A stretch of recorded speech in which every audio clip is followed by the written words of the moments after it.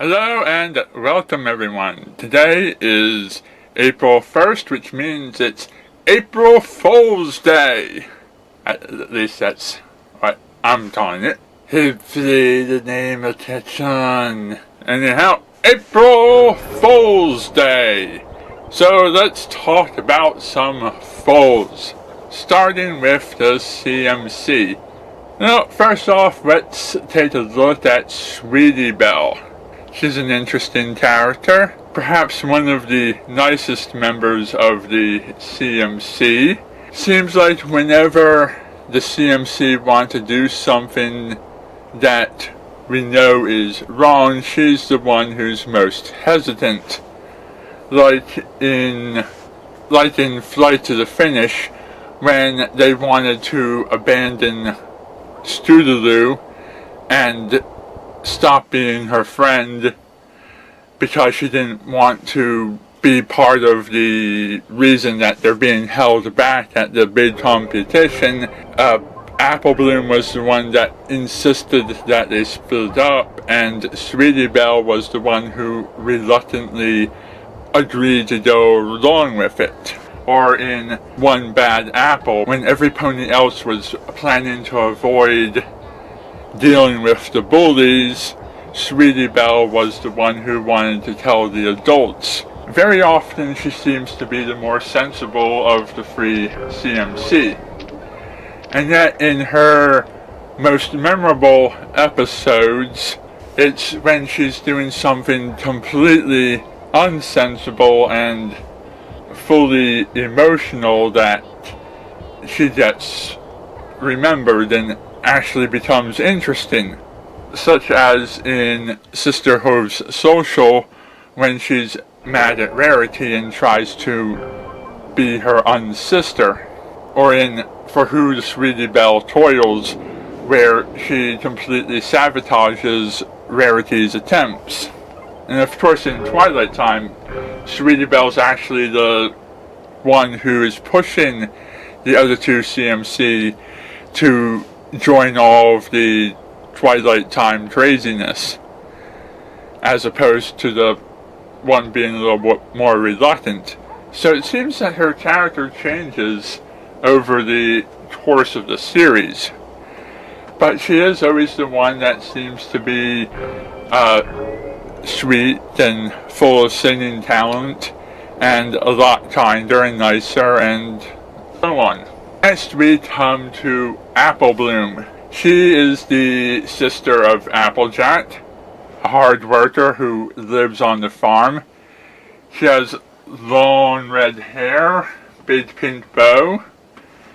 The name Apple Bloom is often confused for the word apple blossom. I think I've stumbled upon a new conspiracy here, people. Now just stay with me on this for a little bit. I think the CMC may be the bona fide Powerpuff Girls. Now stick with me here. Lauren Faust was the creative team behind Powerpuff Girls. Tara Strong was a voice actor on the Powerpuff Girls. And Apple Bloom looks a lot like Blossom. Blossoms are blooms. Both have long red hair and big pink bows. And both characters are the leader of their free character team. And Sweetie Belle is the nice one, the cute one. Yeah, Sweetie Belle clearly bubbles, even down to some of her personality traits. You know, not only is Sweetie Belle full of joy and wonder, but she's also the one who tends to cry more often. She's the one who spends more time singing. And I'm pretty sure I've seen Sweetie Belle talking to squirrels. And then, of course, there's Scootaloo, who is the tough one, the tomboy, one with a little bit of attitude, you know, kind of like Buttercup, you know, and You know, Scootaloo, she has a hard time flying, which is tough on her, which makes her the toughest fighter. You know, like the way Buttercup is the toughest fighter.